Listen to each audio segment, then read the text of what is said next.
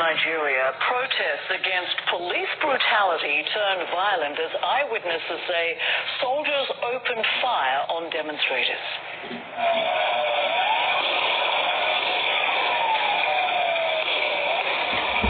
Witnesses tell CNN that multiple people were shot, and they say the gunfire went on for at least 15 to 30 minutes. And CNN's Eleni Giokos joins me now live. So, Eleni, we're getting these eyewitness accounts of Nigerian forces opening fire on peaceful protesters. What's the latest on this? Yeah, and the latest that we're hearing on the ground in Lekki, which is an area in Lagos where the mayhem ensued, and that's what many Nigerians are calling it. And they're still hearing gunshots and gunfire across that area. Now, we had one eyewitness, which is DJ Switch, it's a Nigerian celebrity, who posted a video on Twitter this morning, walking in the streets in the same clothes she was wearing last night and hearing the gunshots. So we don't know who is shooting and what exactly is playing out at that moment right now, but it seems that the situation is still on the go, and you rightly say these are peaceful protesters, according to eyewitnesses, that then the National Security Forces opened gunfire directly on the demonstrators. What really happened was after the curfew was instated yesterday at 4 p.m. Local time, we started to see National Security Forces descend on the Lekki Bridge. This is where the peaceful protesters were stationed.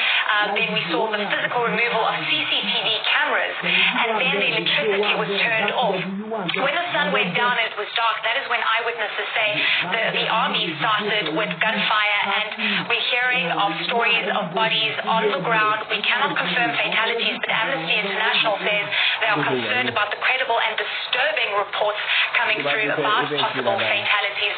The Lagos governor, in the meantime, has confirmed that people have been hospitalized. But what's really important here is just how people are feeling right now. And this morning, so many people had called me overnight. We spoke to so many eyewitnesses. Everyone traumatized, disappointed, upset. People waking up feeling numb and saying that the one voice they haven't heard from is the president of Nigeria, even through this 2-week protest action that we've seen, which started off really peacefully, and then you started to see pockets and localized violence occurring, and then this curfew being instated after the vandalization of property. Nigerians are feeling really hurt and upset, and the general sentiment that we're hearing is of immense disappointment, Rosemary. Yeah, and Eleni, I'm seeing some really disturbing footage being sent to me on Twitter. I wanted to ask you this too. Protesters are demanding protection and calling for an end to police brutality, but the police unit responsible for these brutal acts was disbanded and then formed again under a different name. So what happens now? Yeah, I mean, it's such a good question, because we've heard reports coming into CNN that the SARS unit, which they say was disbanded, has actually still been operational even after that fact. Now, the demonstrators and the protesters continued with their call to end police brutality even after the news that the government had officially disbanded the SARS unit, because they say a new unit was created very quickly under the name of SWAT. Is it just a rebranding exercise, but with the same people that have not been trained? And this has been the big issue, and of course they want to see prosecutions. And in the interim, we've actually seen police force being used against protesters, water cannons. A person lost their lives on Monday, so this has definitely been ongoing.